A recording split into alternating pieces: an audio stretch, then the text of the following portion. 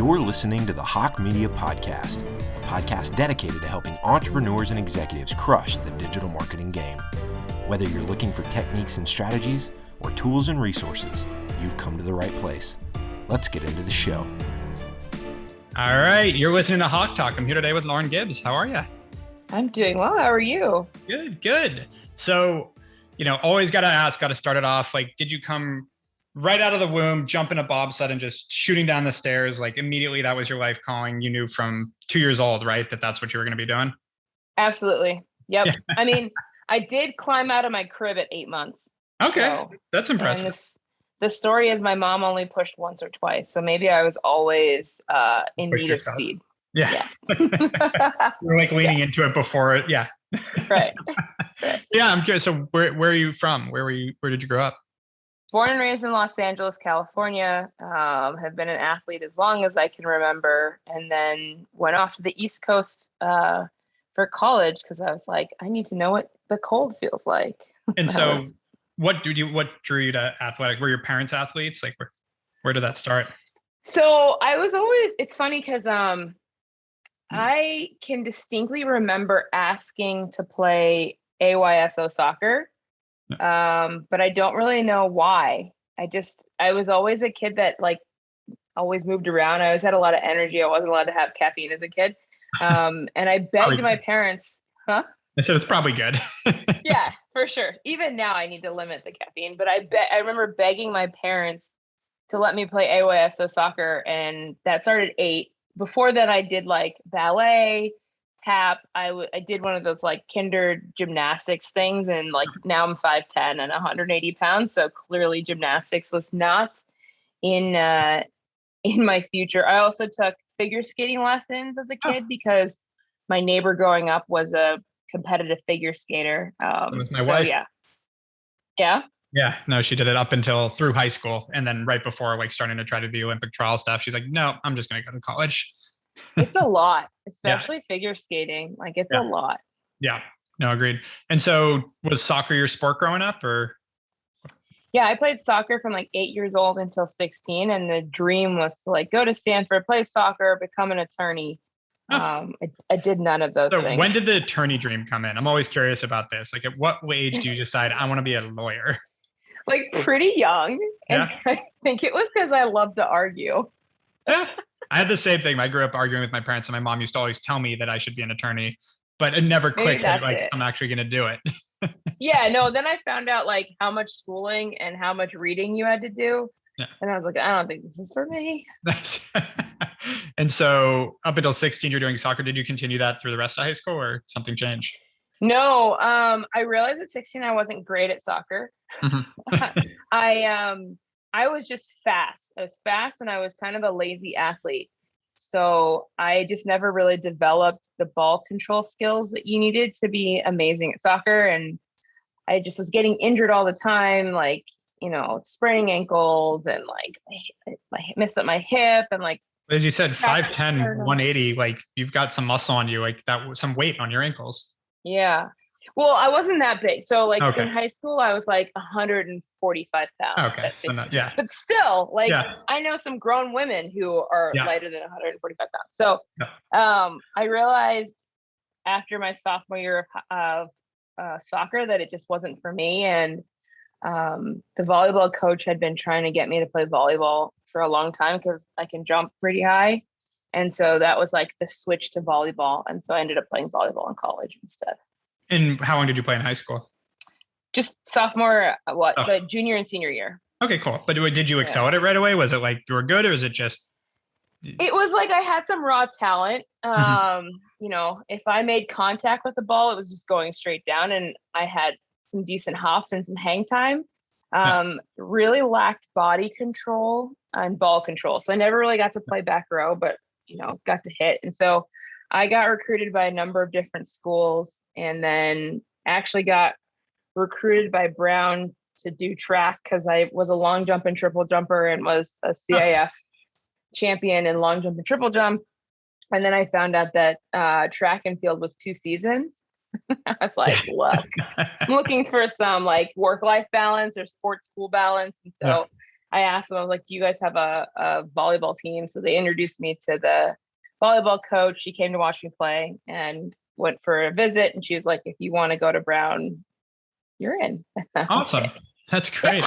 And how were your parents? I'm always curious where the support comes from for the athletics. Were they like just super supportive, all in, like getting you to all these competitions, or how was that growing up? Yeah, it was funny because my dad used to just lose it on the sidelines. Like he was that dad that was like yelling. I remember telling the ref once, I was like, can you please tell that man to be quiet? He got a speeding ticket once leaving a game because he wasn't happy with how I was playing. But the cool thing about my dad too is he was the one that always drove me to soccer camp in the summer because it was at LMU. I played soccer camp at LMU. I also did soccer camp at Stanford. He was the one that always researched the camps and the coaches and stuff. And so, as a kid, I was like, oh, he's so mean. But like looking back, he was so supportive. He wanted me to be the best. And I just wasn't going to be. And then my mom was just like, oh, honey, you're just great at everything you do. She's like, perfect. The best mom.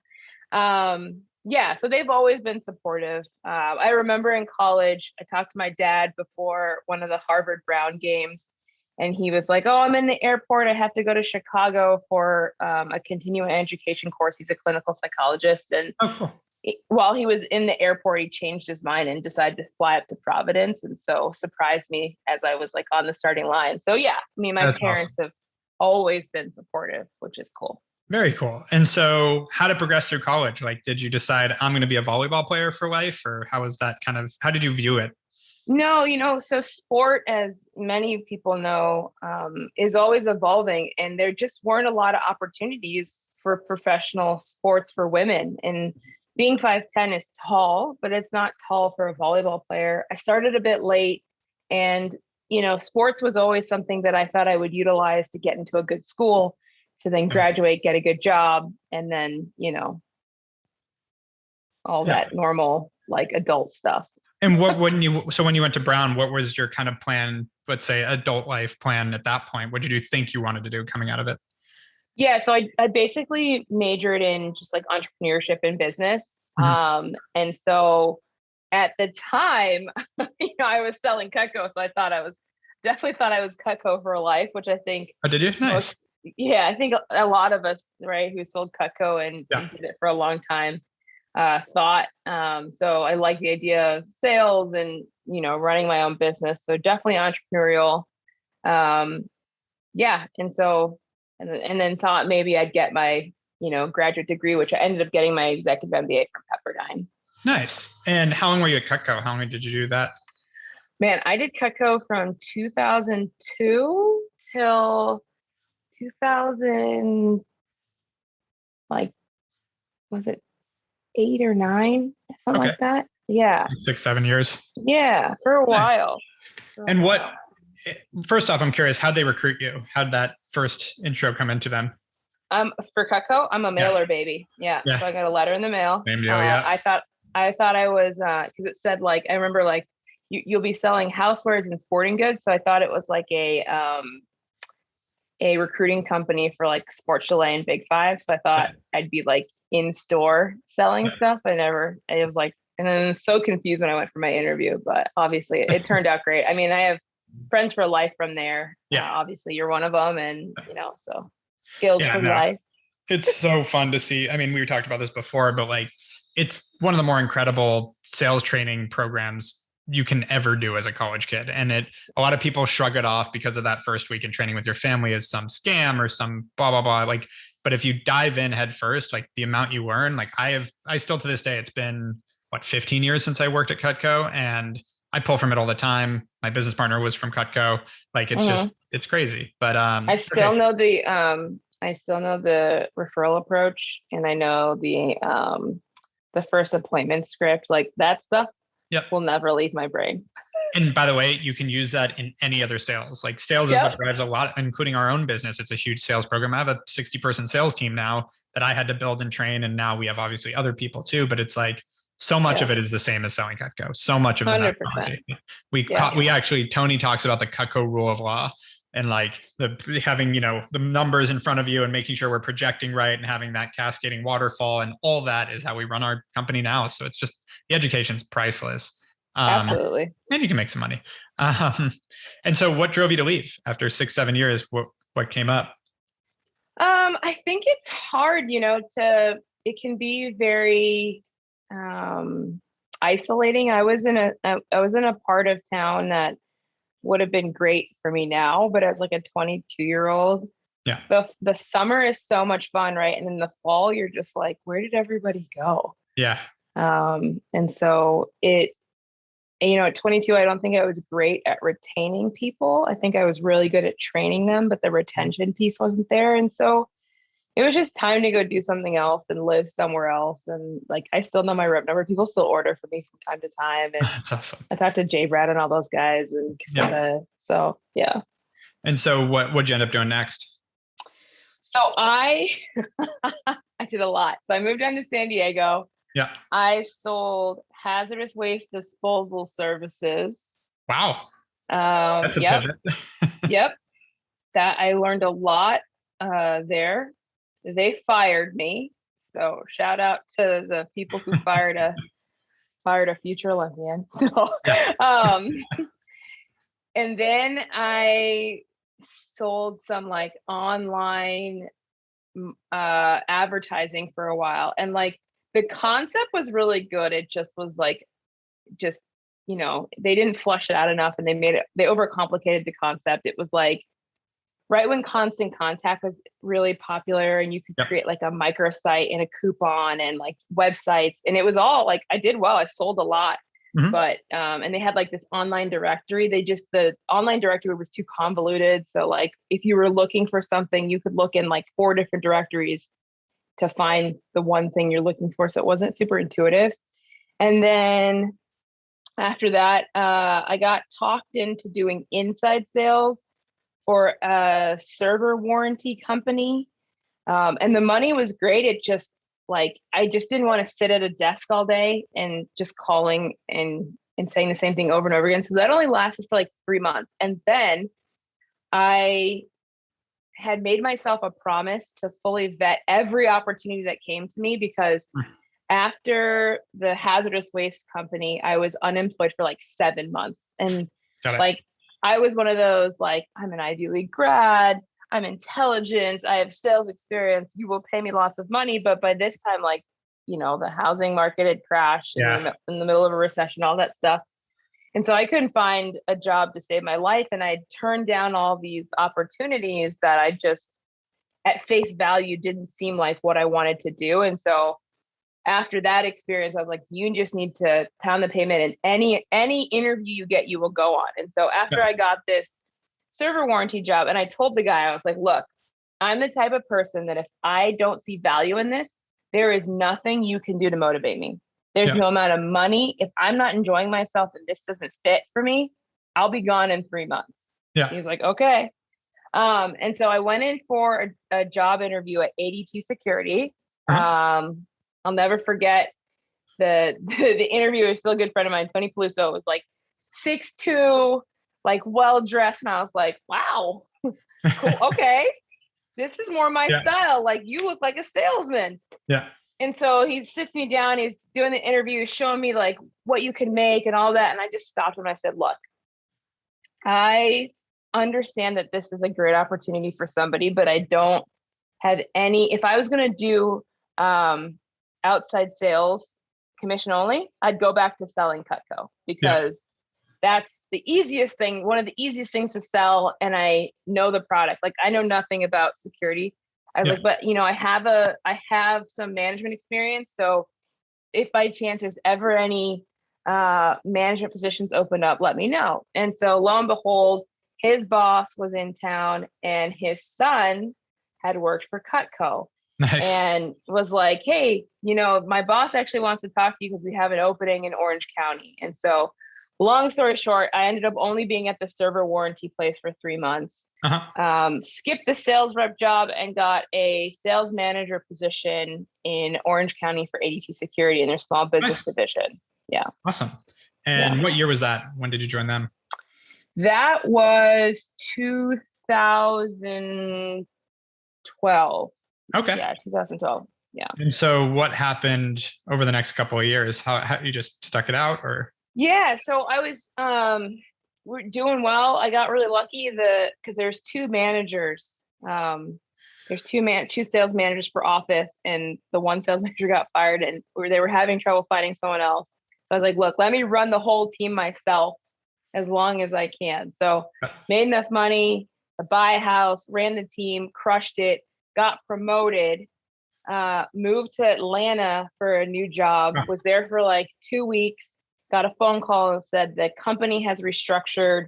The job you just moved for no longer exist, but we're going to send you to Denver if you want to go to Denver. And at that point, I had started the program at Pepperdine. It was a part-time, so we only met every 3 weeks. So I was going to fly home from Atlanta every month, and I was like, well, at least the flight to Denver is shorter than the flight from Atlanta. So I was like, whatever, I don't care. My only regret is I had found this amazing little 3-bed, 3-bath condo that I wish I'd purchased, because now I could probably sell it for like 4 times the amount. Shoulda, coulda, woulda. But yeah, so I moved to Denver, and I connected with this woman who I had met because I'd been CrossFitting in Orange County that I'd met at a competition. We became friends. We happened to live in the same neighborhood, and that's kind of how I met all my friend group. And then one of those friends was the friend that said, "Hey, Lauren, you should bobsled." So yeah. Yeah. So I got to ask that, like, I mean, to most people, especially that didn't grow up maybe in Colorado or, snow areas, bobsledding doesn't seem like it's not the first sport you think of jumping into, especially as someone that, you grew up playing soccer and volleyball and track. And I get the track relation. Yeah. So how did that come up? Is it just like you're CrossFit, you're in shape, but you should try this, it's fun? I wasn't really in that great of shape. If you're really on, I mean, like I was in decent shape, but for me, like now I'm like thinking back, I was like, I wasn't in great shape. So my friend Jillian Potter, it was August of 2014. She was training to make the first rugby sevens team for 2016. So for Rio, she came up to me one day and was like, "Hey, how much do you back squat?" And I was like, "I don't know, like 375 is my max." Yeah. She walked away.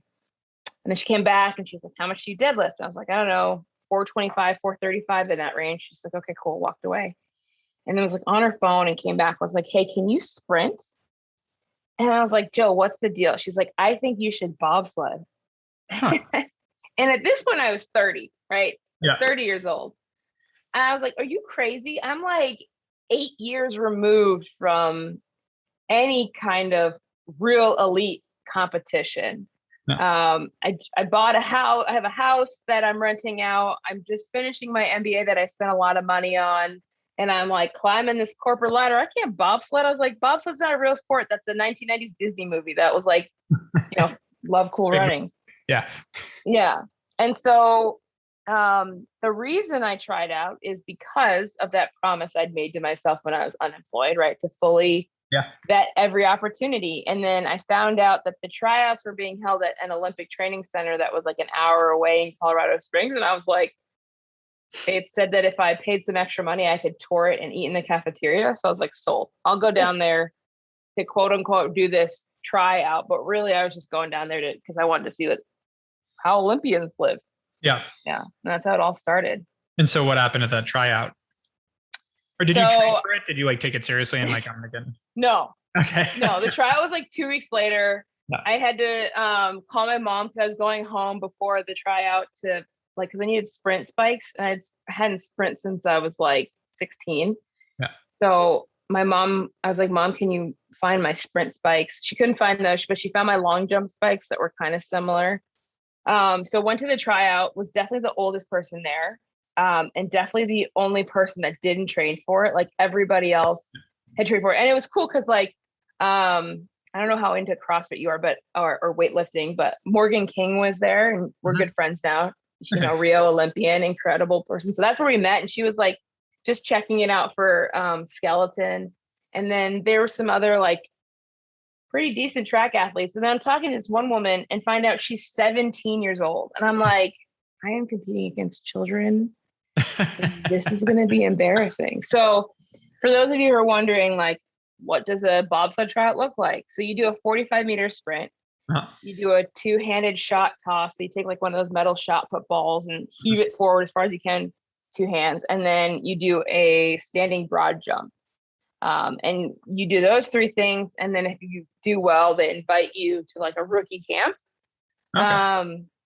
And by that point, I had actually left ADT and was working for Truemaker for Mark Lovis, who also Cutco. Man, Cutco's just everywhere. It's everywhere. And so I remember telling Mark, I was like, hey man, so I'm going to try out for the bobsled team. And I just got invited to this like rookie camp.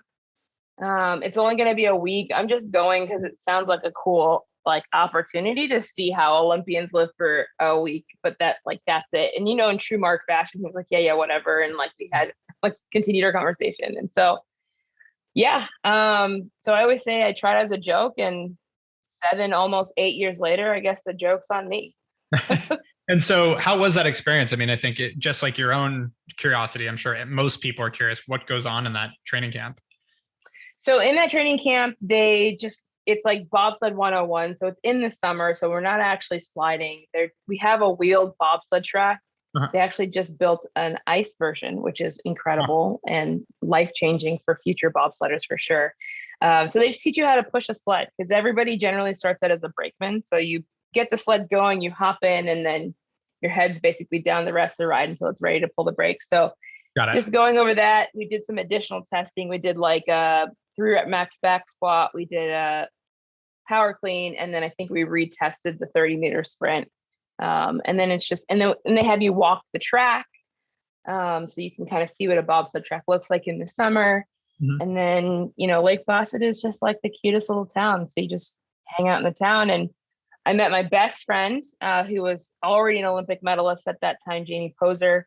And so she was just giving us a rundown of what a season would look like and what it means to make the national team and like the process of making an Olympic team. And there's just so much more that goes into Olympic sports. And you realize, like, for me, I used to think that like they just competed once every 4 years. Like, obviously basketball and soccer has seasons, but I never thought that like, bobsledders compete every year. Skeleton athletes, I didn't even know what skeleton was, or luge, or anything like that. So it was a lot of learning very quickly.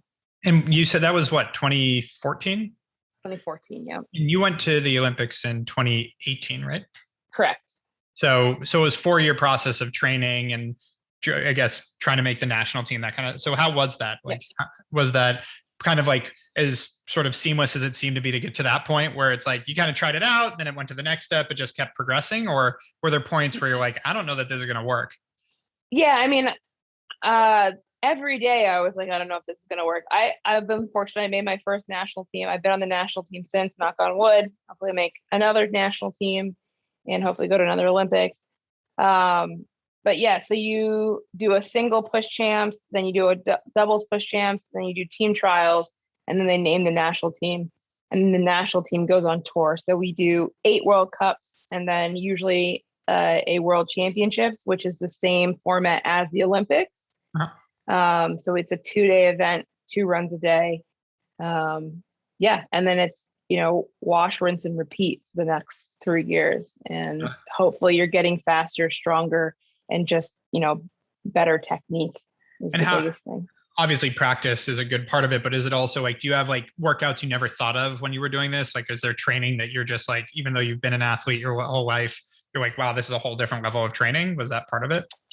The level of training, yes. The type of training, no. I mean, other than like pushing a sled on ice, we train like Olympic sprinters and Olympic weightlifters because we have to be fast and strong and explosive. So, but I do train 6 days a week in some capacity, and just the hours, like it really is a full-time job. Like, warm up takes like an hour, then you're training like your sprints for an hour, and then you switch over to lifting. So another warm up for like 30 minutes, and then an hour to 2 hours of lifting, and then in the cold tub, and then getting treatment. And then it's just, and at 37, everything takes longer.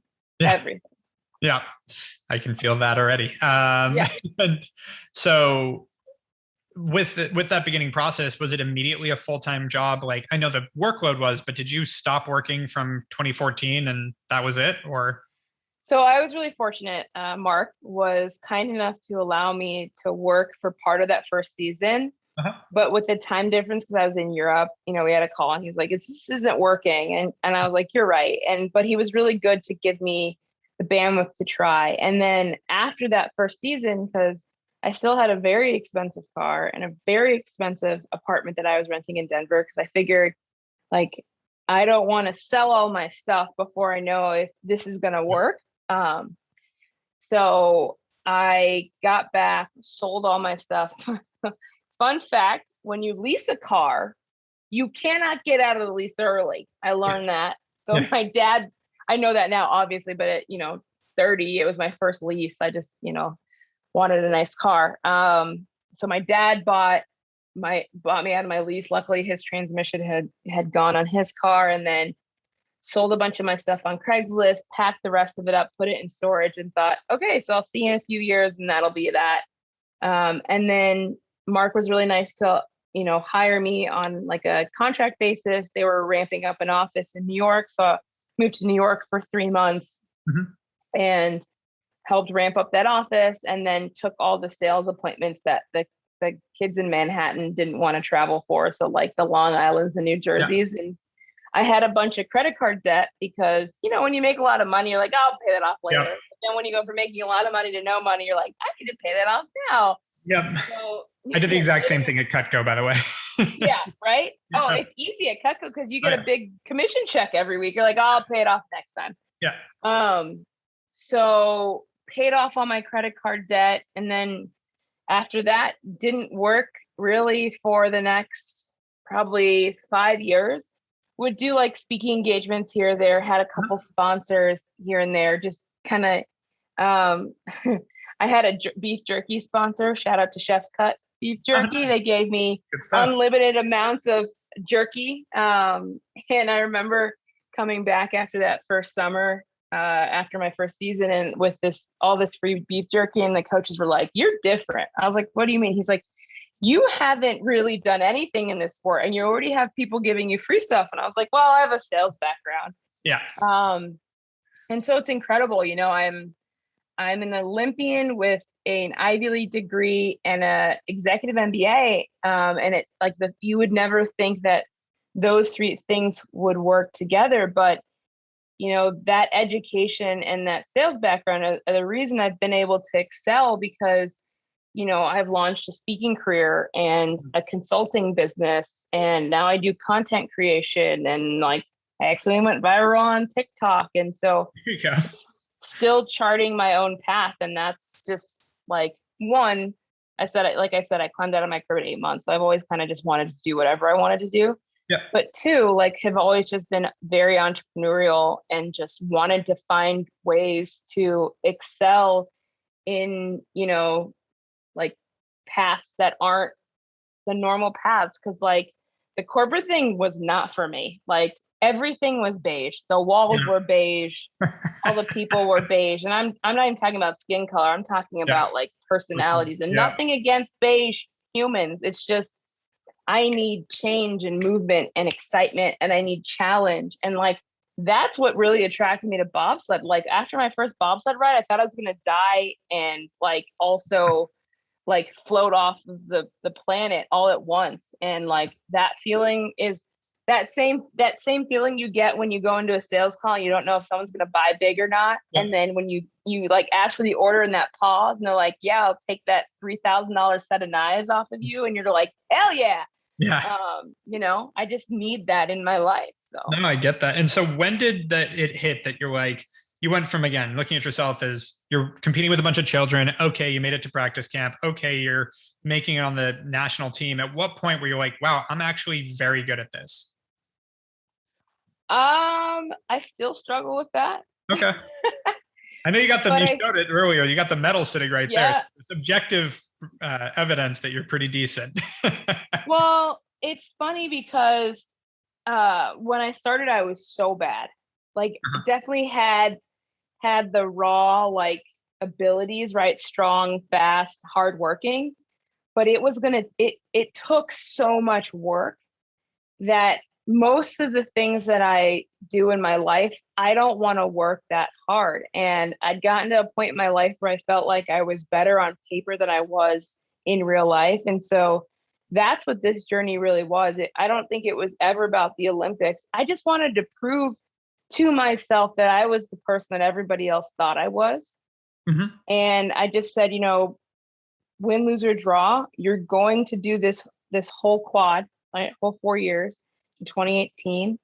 And I just thought if I could be an alternate and get some cool swag, that would be enough. And probably after like my second season, I was like, this isn't enough. I'm going to go to the Olympics and I'm going to win a medal. And that was that. So it's just, and then did you at that point step it up another notch? Because you had a couple years till the Olympics. Did you actually like commit more, or were you already fully committed? You just had the mindset. I was already fully committed because like bobsled's not a sport that you can do without fully committing, or else you're going to get injured. Because like our sleds are 365 pounds. We're going anywhere from 75 to 95 miles an hour. Yep. You've got to be fit. You've got to be aware. You've got to know what you're doing. And I was competing with Olympians and Olympic medalists, like in 2014, both Jamie Grubel-Poser and Alana Myers-Taylor, who I ended up racing with at the Olympics in 2018, had won medals. So it wasn't like I could screw around. It was like, hey, you may not know what you're doing, but you are sliding with one of the best pilots in the world. So get your crap together and be a professional. So, and I'm so fortunate to have had that introduction. Alana will be forever family to me. She was the one that told Jill about bobsled. So she's the reason I'm here. She's the person I took my first bobsled ride with. Jamie is literally like a sister to me. She lives in Germany now with her husband, who is also an Olympic bobsledder. And so, I didn't have the luxury of just having fun. It was like, hey, you may not know what you're doing, but you're going to need to fake it because we need to win medals. And I'm so grateful for that kind of introduction to the sport. It had to be something I took seriously from the jump off. So, and I'm curious, when you started, when you were racing with them, did you immediately go, oh, like I have a lot to learn, but I think I can make it to this level? Or were you like, oh my God, I don't know how I'm ever going to be able to hang out with this group? I was like, I just feel like an imposter and I'm just happy to be here. And I was like, I just hope I just get another race, another chance, another season. Cause I just, I went into the first season so unprepared. Like I went from like doing a combine to trying out to like, okay, you're in Europe now and you're racing against the rest of the world. By the way, there's an Olympic champion. She's an Olympic champion. And I'm like, oh, this freaking medalist just running around.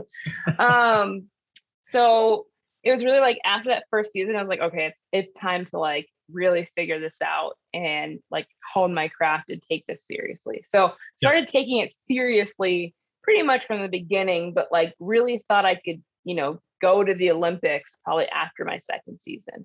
Got it.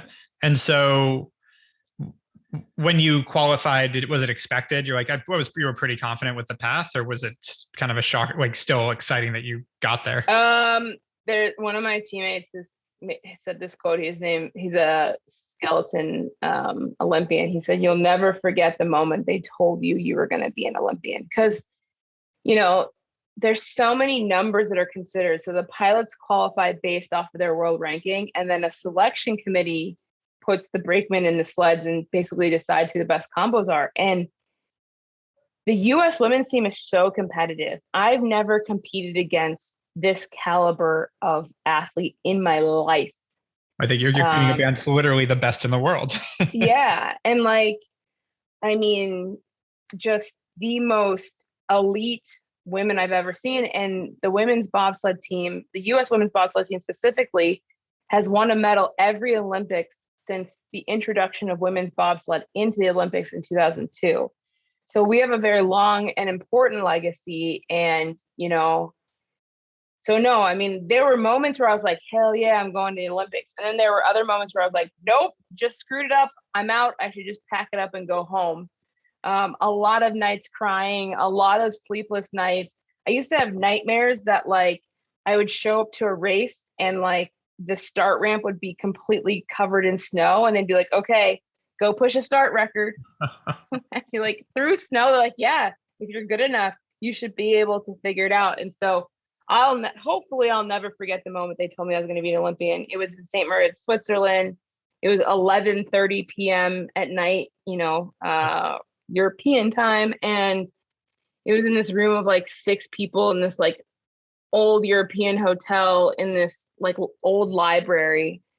And they were just like, you're going to the Olympics and you're going to push Alana in the Olympics. And that was just, I slid under the table and like didn't move for a good 30 seconds and just like, until this day, like, yeah, I have this medal sitting here, but like, you look at it and like you touch it, but like, it's just, I don't know if it'll ever feel real. Yeah.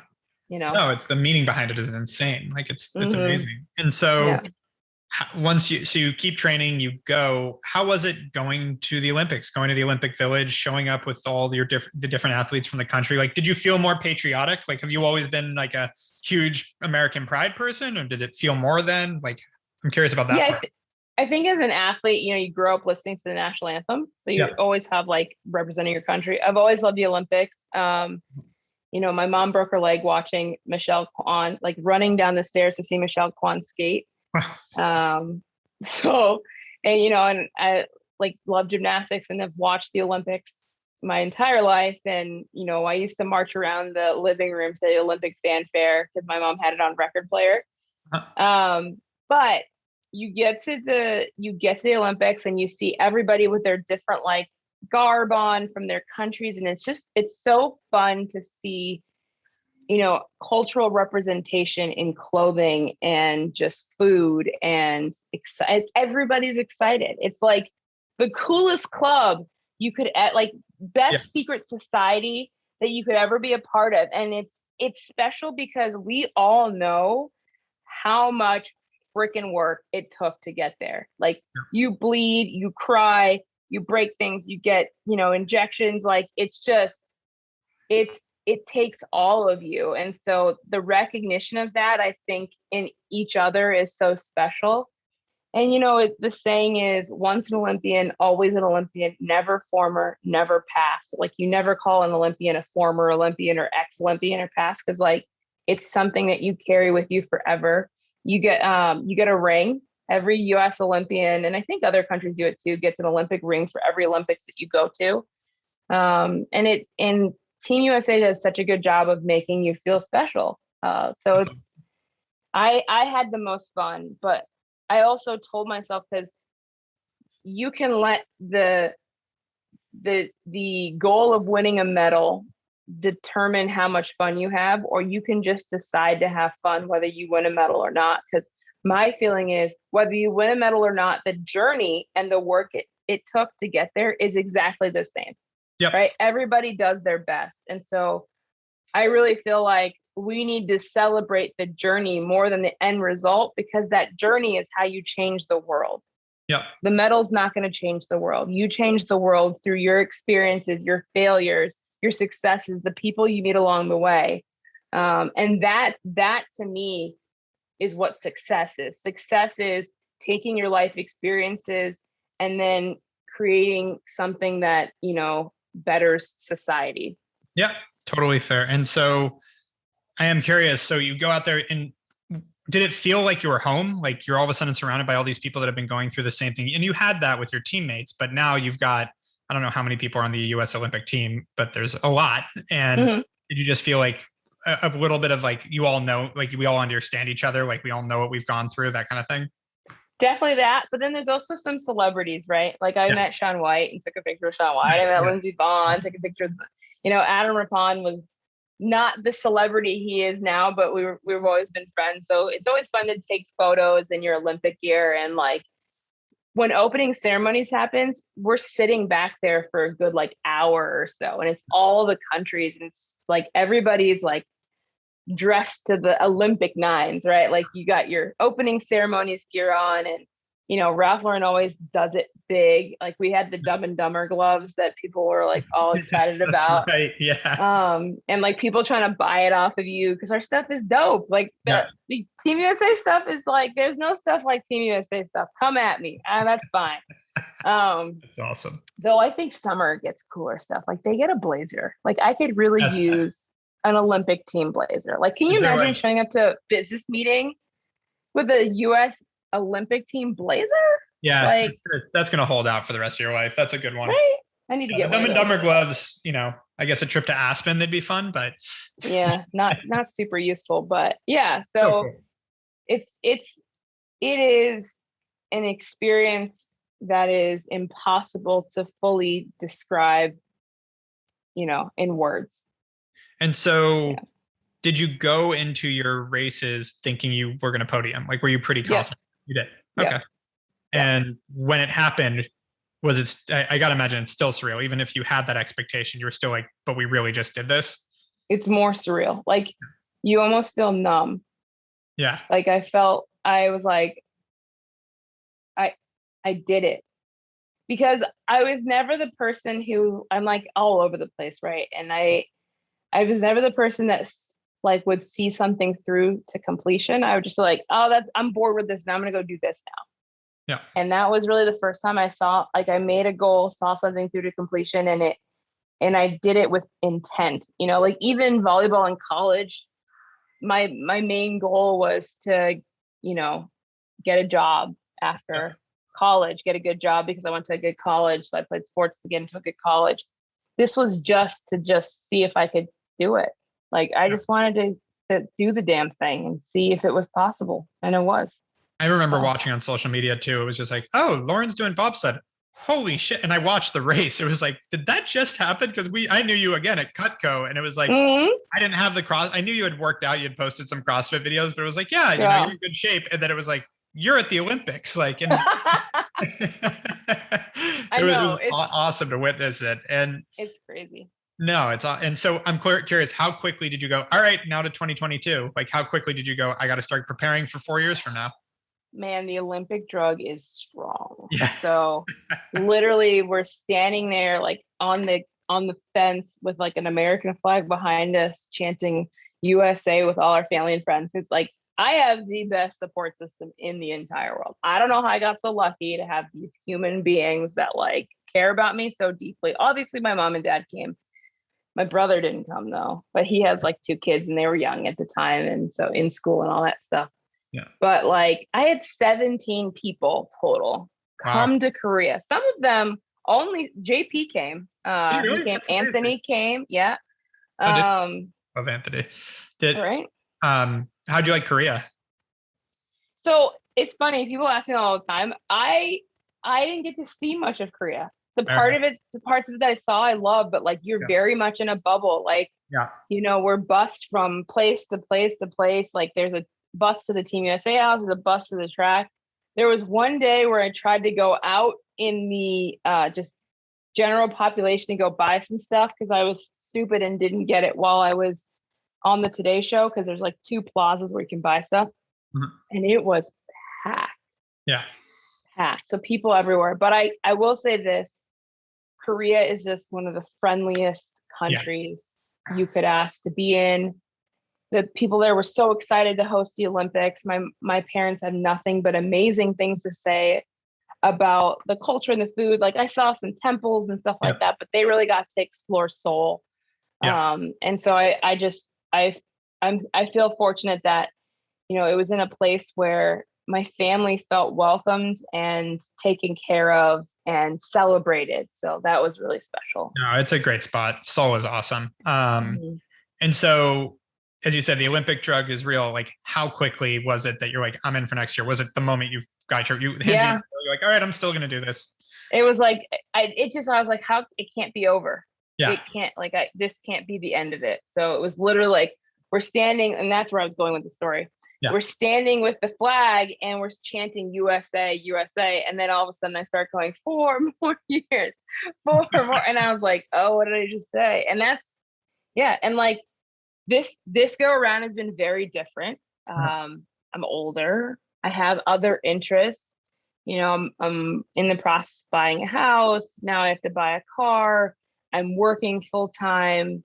And so I have like just little injuries that I'm going to have to get repaired when I'm done, just from, 30 years of sport, essentially.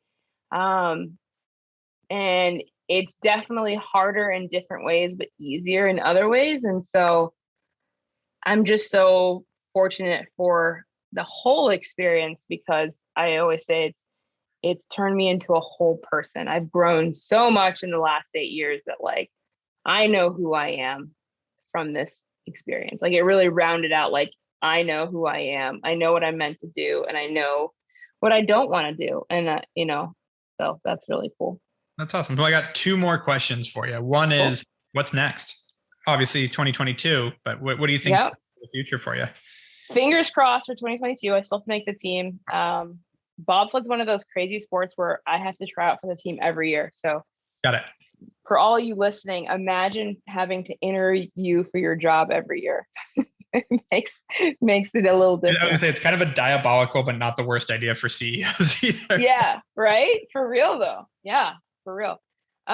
So I do a lot of public speaking. I really enjoy corporate speaking, especially for sales teams, because there's so many, easy connections between elite level athletics and business and sales. And so I love speaking to different corporations. It's been fun to do it virtually. I think it's almost a little more intimate because people feel more comfortable asking questions and do Q&A. But then I'm also working for an incredible organization called Parity.